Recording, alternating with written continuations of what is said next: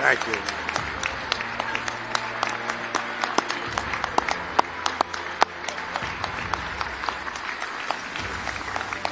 Well, thank you very much. I'm working very hard for you, I will tell you. And sometimes you don't make it easy, and I certainly don't make it easy on you. And I will continue that tradition, if I might, this morning. And Arthur, I don't know if I agree with you. But I don't know if Arthur's going to like what I'm going to say. But I love listening to you. It's really great. Thank you very much. And thank you, Congressman, for the great job you've been doing and the relationship and the help. You're a warrior. Thank you very much. And Kevin, you're a warrior. Thank you. The job you've done is incredible. It wasn't supposed to be that way. A lot of extra work, unnecessary work.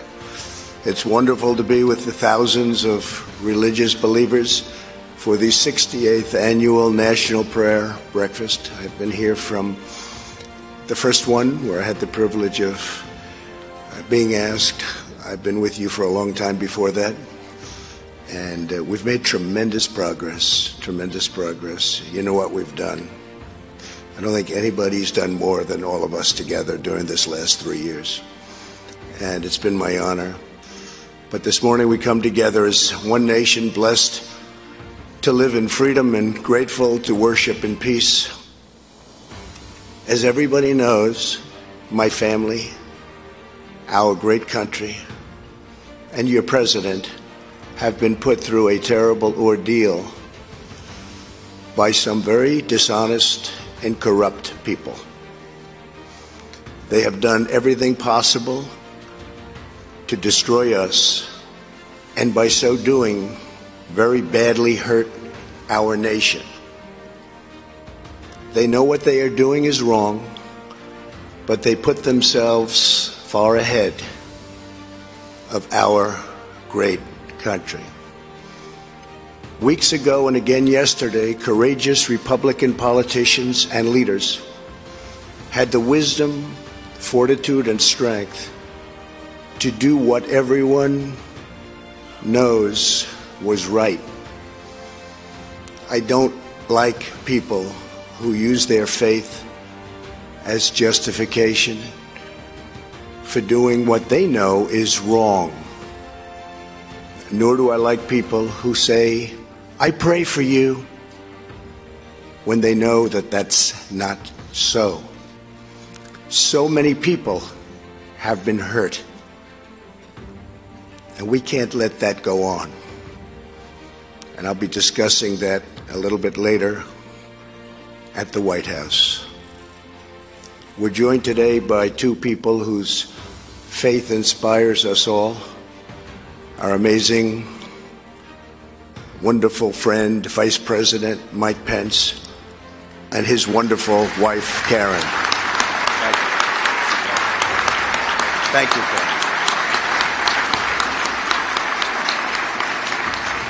Thank you to all of our great political leaders out there, so many that I've been working with so hard over the last 3 years, and we've accomplished so much.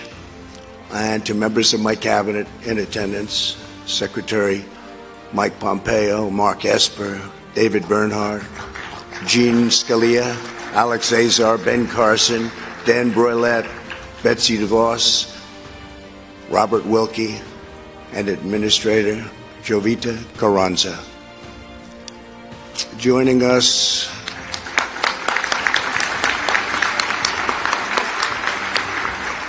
for this cherished tradition are a lot of friends in the audience.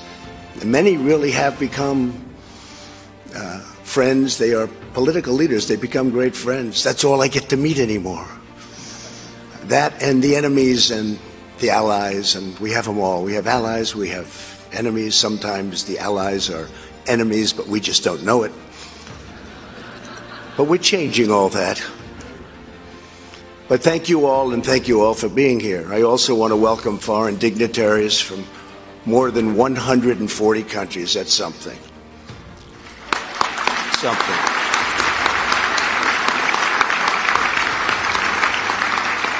Everyone here today is united by a shared conviction. We know that our nation is stronger, our future is brighter, and our joy is greater when we turn to God and ask Him to shed His grace on our lives. On Tuesday, I addressed Congress on the State of the Union and the great American comeback. That's what it is.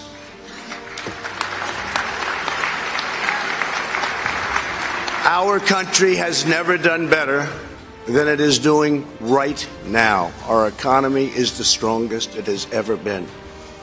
And for those of you that are interested in stocks, it looks like the stock market will be way up again today. According to the latest Gallup poll that just came out a little while ago, a few minutes ago, American satisfaction is at the highest level ever recorded. Can you imagine? And that's from Gallup, no friend of mine. 90% of Americans say they are satisfied with their personal lives. How about that? Isn't that something? Just came out today. They must have known I was going to be here. In everything we do, we are creating a culture that protects freedom and that includes religious freedom.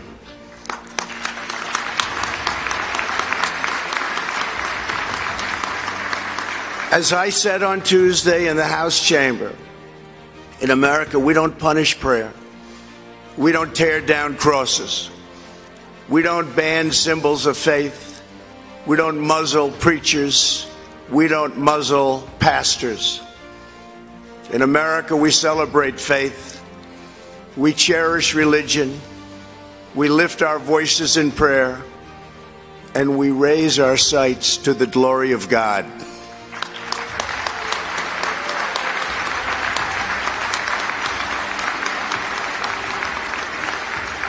So much of the greatness we have achieved, the mysteries we've unlocked and the wonders we've built, the challenges we've met, and the incredible heights that we've reached has come from the faith of our families and the prayers of our people. Before America declared independence, patriots in all 13 colonies came together in days of fasting and prayer. In the bitter cold of Valley Forge, Washington and his men had no food, no supplies, and very little chance of victory.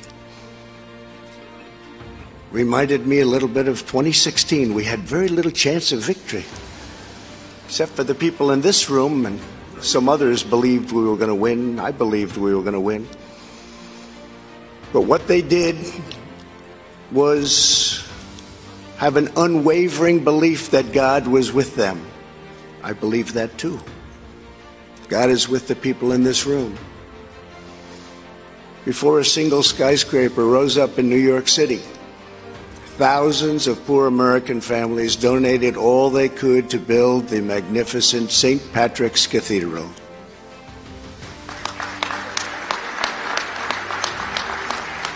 When Buzz Aldrin landed on the moon, he said, "Houston, I would like to request a few moments of silence." Then he read from the Bible. At every stage, our nation's long march for civil rights was inspired, sustained, and uplifted by faith, prayer, and devotion of religious believers. To protect faith communities, I have taken historic action to defend religious liberty, including the constitutional right to pray in public schools.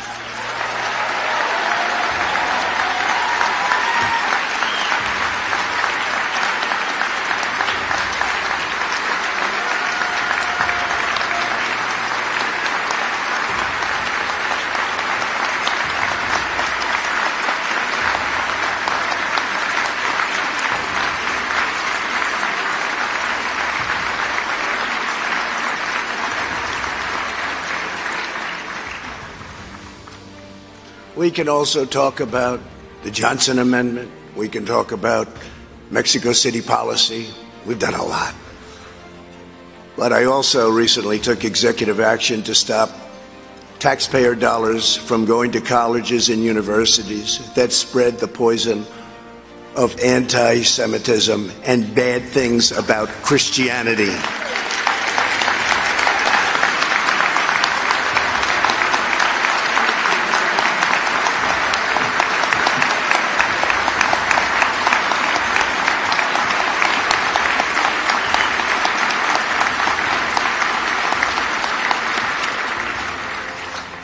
We're upholding the sanctity of life. Sanctity of life.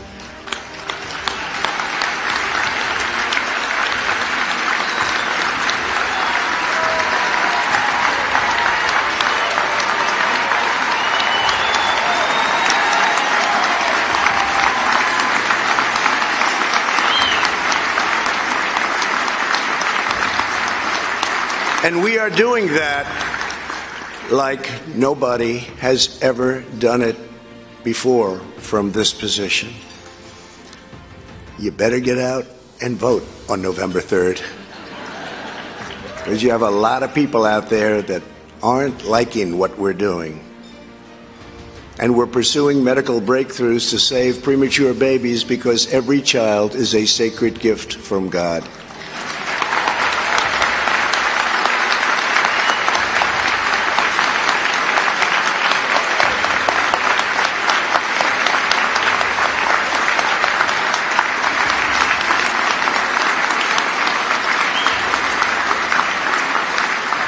Together we are building the world's most prosperous and inclusive society. We are lifting up citizens of every race, color, religion, and creed. We are bringing hope to forgotten communities, and more Americans are working today. 160 million, a little bit short, just a little bit. 160 million, we've never been even close than ever before.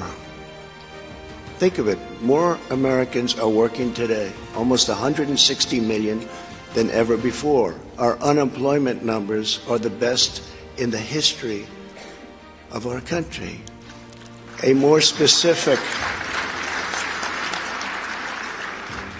number, and numbers that you hear me say if you listen: African American, Asian American, Hispanic American, the best unemployment numbers in the history of our country. Women, best in 71 years. Sorry, we'll have you there soon. Soon it will be here, sorry. Have to apologize to the women. It's only 71 years. But the best unemployment numbers. We're doing things that nobody thought possible. We're setting records that nobody thought achievable. And to give former prisoners a second chance at life, which so many people in this room have worked on for so long. We passed criminal justice reform into law, and I signed it 9 months ago.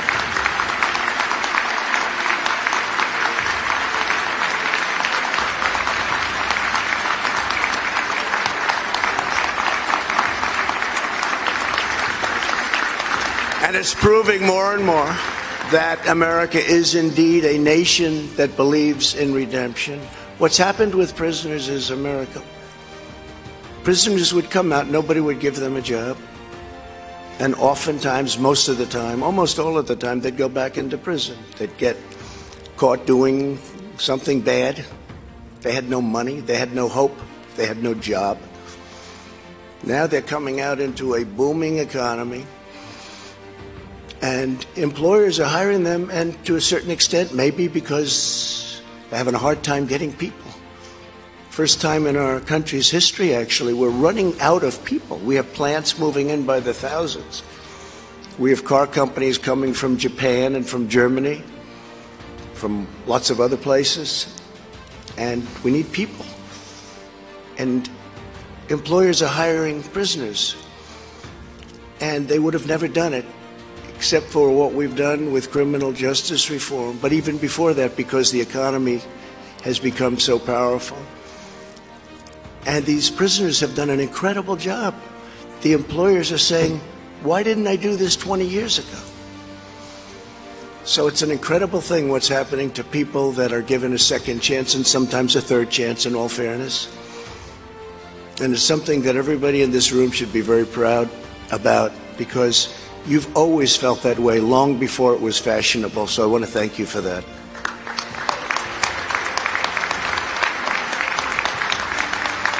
As we revive our economy, we are also renewing our national spirit.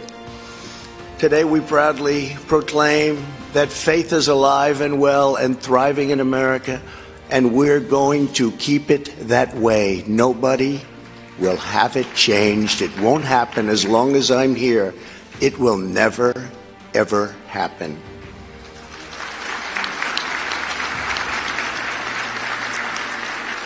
Something which wasn't done nearly enough, I could almost say wasn't done at all. We are standing up for persecuted Christians and religious minorities all around the world.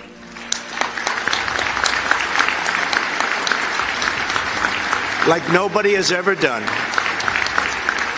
Last year at the United Nations, I was honored to be the first president to host a meeting of religious freedom. It was based all on religious freedom. That was the first meeting of its kind ever held at the United Nations. There I called upon all nations to combat the terrible injustice of religious persecution. And people listened. And countries that we give billions of dollars to, they listened because they had to listen. It's amazing how that works, isn't it? But nobody ever played that game before. Weeks ago, a 21-year-old woman who goes by the name of Mary was seized and imprisoned in Iran because she converted to Christianity and shared the gospel with others. In Venezuela, the dictator Maduro has arrested church leaders. At the State of the Union, I was honored to host the true and legitimate president of Venezuela, Juan Guaido. Good man. I told him that all Americans stand with the Venezuelan people in their righteous struggle for freedom. Yesterday, our administration launched the International Religious Freedom Alliance, the first ever alliance devoted to promoting religious liberty. It was something, really something. More than 25 countries have already joined our campaign.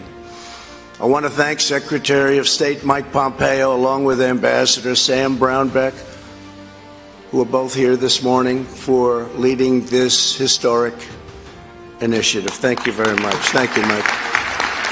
Thank you.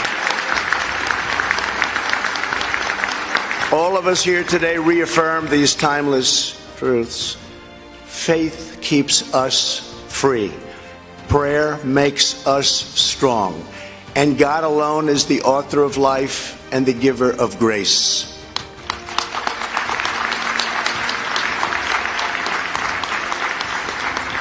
With us this morning is a pastor who embodies the miracle of faith and the power of prayer, Reverend Gerald Toussaint from Louisiana. Reverend Toussaint is an Army veteran, a truck driver, and a pastor. He leads the same church that his father led, Mount Pleasant Baptist Church, which has been a pillar of the community for more than 140 years.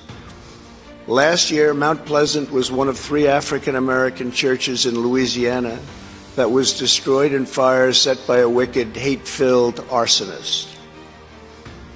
Yet in the wake of such shocking evil, America witnessed the unshakable unity, devotion, and spirit of Reverend Toussaint and his entire highly spirited, beautiful congregation.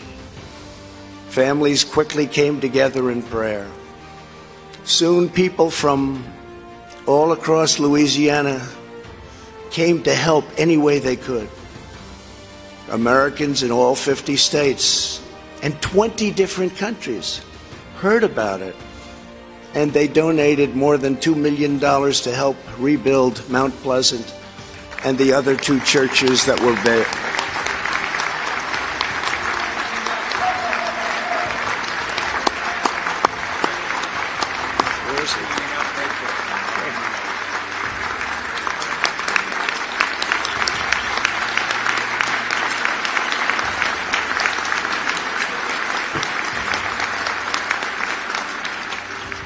On Easter Sunday, just days after he lost his church, Reverend Toussaint preached about what it all meant. What does it mean? The Easter season, he said, is a fitting metaphor for recent events. It was dark the day that Jesus was crucified. It was dark at night when they burned our church. What has happened since is like a resurrection. Old things are gone, but it's going to be a brand new start, and it's going to be better than ever, Reverend. Better than ever. Fantastic. And today, just 10 months later, the ground is cleared. Careful plans have been made, and they're beautiful plans. And construction is about to begin on the new and very, very magnificent Mount Pleasant Church. Congratulations.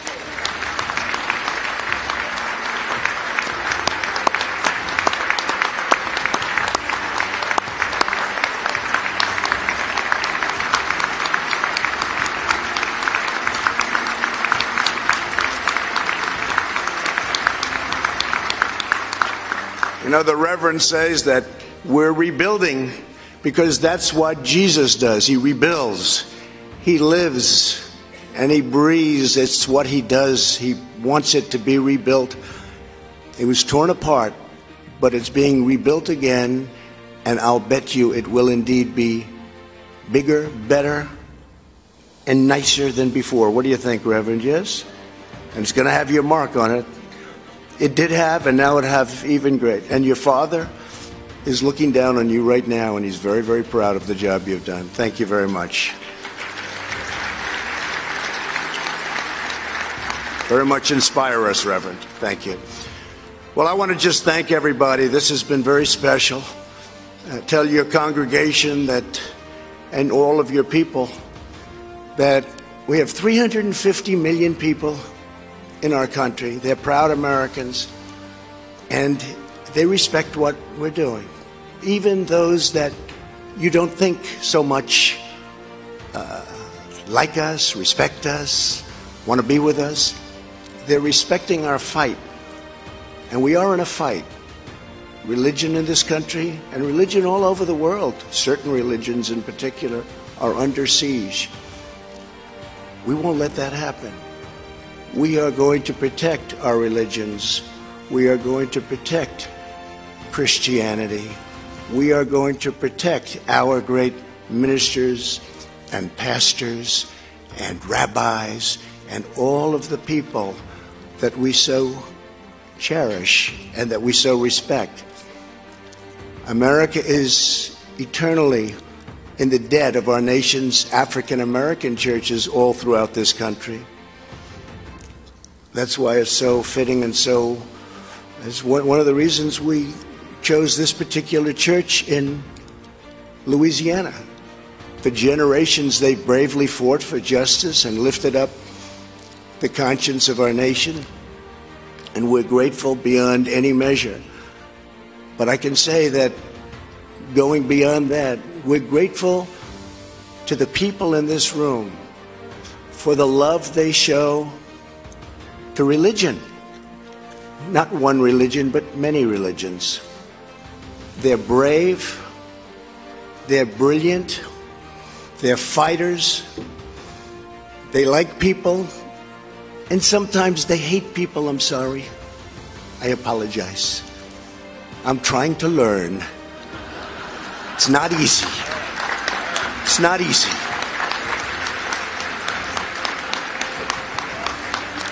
When they impeach you for nothing, then you're supposed to like them. It's not easy, folks. I do my best. But I'll tell you what we are doing. We're restoring hope and spreading faith. We're helping citizens of every background take part in the great rebuilding of our nation. We're declaring that America will always shine as a land of liberty and light unto all nations of the world. We want every nation to look up to us like they are right now. We were not a respected nation. Just a few years ago, we had lost our way. Our country is respected again. by everybody. This morning, let us ask Father in heaven to guide our steps, protect our children, and bless our families. And with all of our heart, let us forever embrace the eternal truth that every child is made equal by the hand of Almighty God. Thank you, God bless you, and God bless America. Thank you all very much. Thank you. Thank you.